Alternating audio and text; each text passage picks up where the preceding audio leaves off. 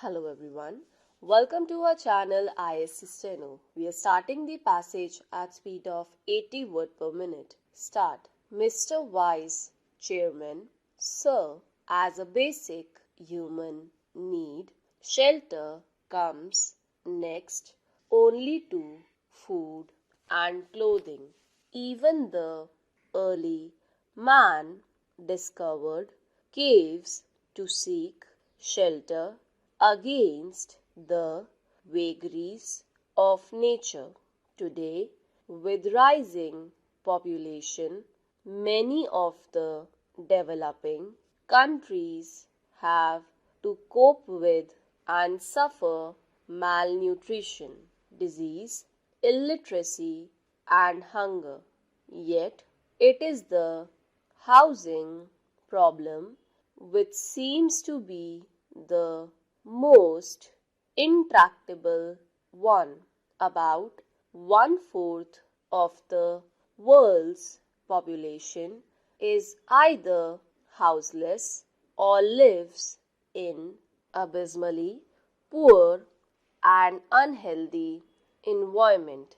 In India, sir, according to the 2001 census, 2 lakh urban households and another 4 lakh rural households have been without shelter, taking into account the overcrowding and the awful congestion and the need to replace the kacha houses and repair the degraded and dilapidated ones. The actual housing deficit is to the tune of 59 lakh in urban areas and 188 lakhs in rural areas. This deficit of housing is expected to rise to 39 million by the year 2010 AD. So, 25% of the urban population in India lives in slums which are without basic services. Another 20% of the urban population consists of households that are slum dwellers and live in single room units. So, this is the housing scenario in our country at the moment. In the early years of our planning, with the weak economy that was inherited at the time of independence, housing was not on the top of national agenda. The first priority obviously was to provide food for the people.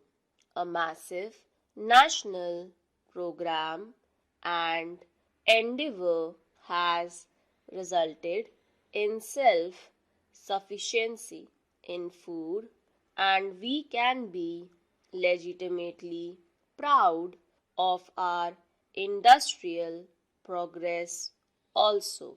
In the sphere of communications and health services, we have made major strides, and the government has also intervened to ensure that clothing is provided reasonably to people in the country. With a fair amount of success in the other spheres, the attention now has obviously to turn to housing and, of course, to education. In the last decade, quite a few schemes promoted for encouraging housing activity. For the first time, a policy of housing has been formulated to grapple with the situation. It seeks to provide affordable shelter to every citizen in the country by the turn of the 20th century. Experience has shown that housing units raised by the official agencies for the poor are too expensive and the intended benefit does not reach the beneficiaries for whom the schemes are launched. Now, the housing policy acknowledges the imperative of bringing the prospective beneficiary to the center of development process, and it emphasizes on involving the people in the housing and development programs. This is a welcome change, a welcome shift in the strategy to combat the problem. Man has always had the instinct to build a shelter for himself. Nothing else explains the mushroom growth of slums. However, a slum dweller, being in constant fear of being evicted from the land which he has encroached upon, does not really spend much on building a shanty for himself, even by his own standard. If he were to be assured of the security of tenure over that particular piece of land, and if that were not possible, if he were to be offered an alternative developed piece of land and provided with the basic services like water and sewage system, street lighting, and other important amenities, and also offered some small loan on soft terms. I am sure that every household will be able to build for itself a house which would conform to the basic minimum housing norms postulated by the housing policy. Sir, Gram Panchayats, municipal committees, and the non-governmental organizations could also be associated in this national endeavor, particularly in the process of disbursement and repayment of loans, and also for encouraging the cooperative societies, thus relieving the government of some burdensome task. Sir, today you know that the price of land is escalating at an unimaginable rate.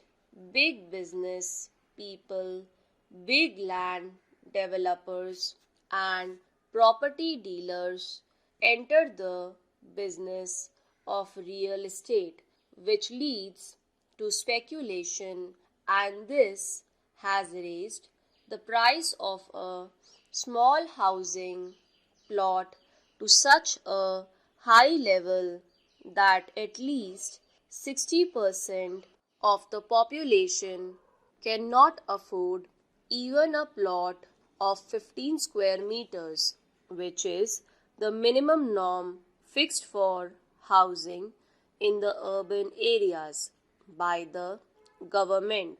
Sir, it is in this perspective that I say that any housing policy can serve a useful purpose only if the task of developing the land for housing purposes is taken over entirely by the government.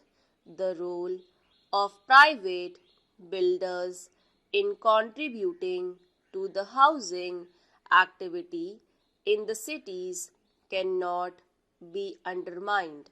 But cases are not wanting where people investing their lifelong savings in a house plot have been cheated by the property dealers. Land mafias have come up in almost all the major towns and cities of the country. Stop.